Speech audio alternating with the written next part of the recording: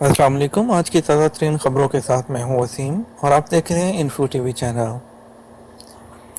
آج کی خبریں شروع کرتے ہیں۔ سب سے پہلی خبر آج کی جو ہے وہ ہے شاہ سلمان نے کابینہ میں توسیع کا آرڈر جاری کر دیا۔ خادم حرمین شریفین شاہ سلمان بن عبدالعزیز نے آج جمعرات کو شاہی فرمان جاری کر کے کابینہ کی تشکیل نو کا فیصلہ کیا۔ شاہی فرمان کے مطابق ڈاکٹر ابراہیم الصاف کو وزیر خارجہ مقرر کیا گیا۔ اسی طرح عبداللہ بن بندر بن عبدالعزیز کو نیشنل گارڈ کا وزیر مقرر کیا۔ شاہی فرمان کے مطابق عادل الجبیر کو اپنے منصب سے سبکدوش کر کے وزیر مملکت برائے خارجہ امور اور رکن کابینہ مقرر کیا گیا۔ خادم حرمین شریفین نے ترکی الشبانہ کو وزیر اطلاعات مقرر کیا ہے۔ شہزادہ بن محمد بن نواف بن عبدالعزیز کو برطانیہ میں سفارتکاری کے منصب سے سبکدوش کیا گیا اور انہیں خادم حرمین شریفین کا مشیر مقرر کیا ہے۔ شاہی فرمان میں شہزادہ فیصل بن خالد بن عبدالعزیز کو اسی ریجن کے گورنریٹ سے سبکدوش کر کے شہزادہ ترکی بن طلال کو اسی ریجن کا گورنر بنایا گیا۔ شہزادہ سلطان بن سلمان بن عبدالعزیز کو سعودی بورڈ برائے فضائی علوم کے کونسل کا چیئرمین مقرر کیا گیا۔ اس طرح ترکی آل شیخ کو اسپورٹس اتھارٹی کے منصب سے سبکدوش کر دیا گیا ہے۔ دوسری سب سے اہم خبر خروج نہائی کی خلاف ورزی جرمانہ 1000۔ محکمہ پاسپورٹ نے خبردار کیا ہے اگر کسی کارکن نے خروج نہائی کے بعد مقررہ مدت کے اندر سفر نہ کیا تو 1000 ریال جرمانہ ہوگا۔ مقامی شہری نے محکمہ پاسپورٹ سے ٹویٹر پر دریافت کیا تھا کہ اگر کسی کارکن کا خروج نہائی لگوا دیا گیا ہو اور وہ سعودی عرب سے روانہ نہ ہوا تو ایسی صورت میں کیا اسے کفیل اور خود کوئی سزا ہوگی؟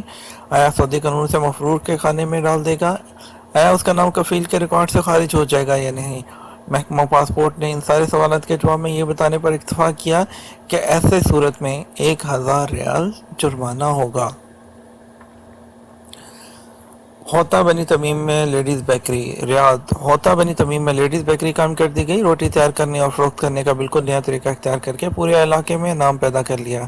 لیڈیز بیکری کا نیا تصور یہ ہے کہ اہل خانہ اندرون خانہ روٹی تیار کرتے ہیں، مردوں سے لین دین نہیں ہوتا، گھر کے باہر انٹر کام لگا دیا گیا ہے، روٹی اسی پر طلب کی جاتی ہے اور متعین رقم کے ساتھ گاہک کو پیش کر دی جاتی ہے۔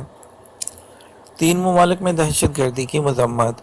ریاض سعودی دفتر خارجہ نے افغانستان، لیبیا اور عراق میں دھماکوں اور دہشت گردانہ حملوں کی سخت الفاظ میں مذمت کر دی۔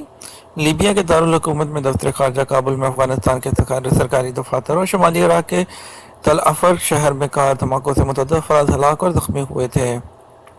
سعودی عرب نے تینوں ممالک کے دارالحکومتوں میں کیے گئے دہشت گردانہ حملوں کو بین الاقوامی قوانین اور روایات کے سراسر منافی قرار دیا۔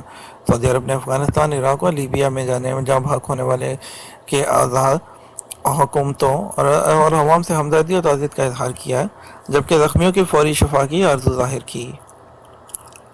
123 ٹن آلودہ چاول ضبط۔ سعودی ایف ڈی اے نے 123 ٹن آلودہ چاول گودام پر چھاپہ مار کر ضبط کر لیا۔ ان میں جراثیم کش دوا کے غیر معمولی اثرات پائے گئے تھے۔ سعودی ایف ڈی اے کا کہنا ہے کہ معائنے سے پتہ چلا کہ چاول میں جراثیم کش دواؤں کی مقدار انتہائی حد سے زیادہ ہے۔ چاول ضبط کر لیے گئے، گودام بند کر دیا گیا، 210 کلو گرام چاول تلف کر دیے گئے۔ گودام کے مالک کے خلاف قانونی کارروائی شروع کر دی گئی۔ 30 ملین ریال بوگس چیک والا سعودی گرفتار۔ سعودی انٹرپول 30 ملین ریال کے بوگس چیک جاری کرنے والے مفرور سعودی شہری کو بیرون مملکت سے وطن واپس لانے میں کامیاب ہو گیا۔ تفصیلات کے مطابق مقامی شہری بوگس چیک جاری کر کے فرار ہو گیا تھا۔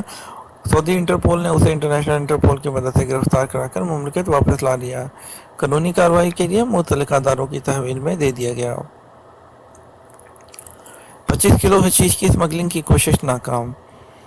نجران ریجن میں الحسینیہ روڈ سیکورٹی فورس کے دستے نے 25 کلو گرام حشیش اور 27,000 نشاور گولیوں کی اسمگلنگ کی کوشش ناکام بنا دی۔ تفصیلات کے مطابق خصوصی دستے نے اسمگلر کو گرفتار کر لیا اور اس کے قبضے سے برآمد حشیش اور نشاور گولیاں تلف کرا دیں۔ ملزم کو قانونی کارروائی کے لیے متعلقہ اداروں کے حوالے کر دیا گیا۔ شام کی تعمیر نو کا کوئی وعدہ نہیں کیا سعودی عرب۔ ریاض واشنگٹن میں سعودی سفارتخانے کے عہدیدار نے بتایا کہ سعودی عرب نے گزشتہ اگست کے بعد شام کو مالی تعاون دینے کا کوئی وعدہ نہیں کیا۔ امریکی چینل سی این بی سی نے توجہ دلائی ہے کہ امریکی صدر ٹرمپ نے شام کی تعمیر نو سے متعلق سعودی عرب کی بابت جو ٹویٹ کیا ہے، غالباً اس کا تعلق اگست سے پہلے کے سعودی عہد و پیمان سے ہے۔ امریکی دفتر خارجہ نے بتایا کہ صدر ٹرمپ کا مقصد یہ نہیں تھا کہ مملکت نے شام کی تعمیر نو کی بات کی کوئی نیا عہد کیا ہے دراصل ممکن نے داعش سے آزاد کرائے گئے علاقوں میں استحکام پیدا کرنے والے منصوبوں کی مد میں $100 ملین دیے تھے۔ امریکی صدر کا اشارہ غالباً اسی کی جانب تھا۔ امریکی قومی سلامتی کے ترجمان نے کہا کہ امریکہ شام میں داعش کو شکست دینے والے تمام اتحادیوں کے تعاون کا خیر مقدم کرتا ہے۔ اس ضمن میں سعودی عرب نے جو ماضی میں زبردست تعاون دیا ہے اس کا بھی ہم خیر مقدم کرتے ہیں۔ سعودی سفارتکار نے کہا کہ داعش کے خلاف عالمی اتحاد کا مالی تعاون کرنے والا اہم ملک سعودی عرب ہے۔ شام میں داعش مخالف کے عالمی اتحاد کا مالی تعاون کرنے والا اہم ملک سعودی عرب ہے۔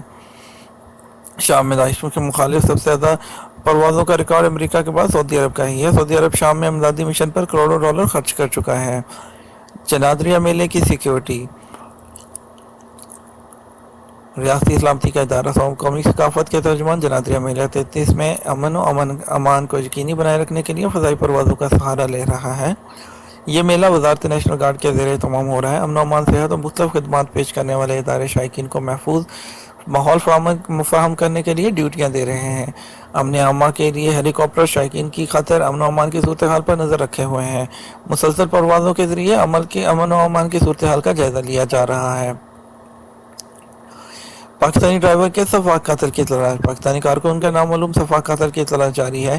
مقتول پر تیزاب پھینک کر اسے تیز حرارے سے قتل کیا گیا تھا۔ سبق نیوز نے ریجنل پولیس ترجمان کے حوالے سے اطلاع دی کہ عفیف کمشنری سے 10 کلومیٹر دور ایک گاڑی سے پاکستانی کی نعش برآمد ہوئی جسے انتہائی سفاکی سے قتل کیا گیا تھا۔ پولیس کا کہنا ہے کہ ابتدائی رپورٹ کے مطابق مقتول پر تیزاب پھینک کر پہلے اسے بے بس کیا گیا اور بعد میں تیز دھار آلے سے اس کے سر پر وار کر کے اسے قتل کر دیا گیا۔ پولیس نے لاش اپنی تحویل میں لے کر تحقیقات کا آغاز کر دیا۔ کیس کی سنگینی کو دیکھتے ہوئے ریجنل پولیس نے ریاض سے خصوصی اہلکاروں سے مدد بھی حاصل کر دی جو اس طرح کے کیسز حل کرنے میں شہرت رکھتے ہیں۔ امید کرتے ہیں آپ کو آج کی ویڈیو پسند آئی ہوگی۔ اگر آپ کو نیوز آج کی پسند آئی ہو تو ویڈیو کو لائک اور شیئر کر دیجیے گا اور چینل کو سبسکرائب کر لیجیے گا تاکہ آپ تک لیٹسٹ انفارمیشن پہنچ سکیں۔ Thank you for watching info T V channel.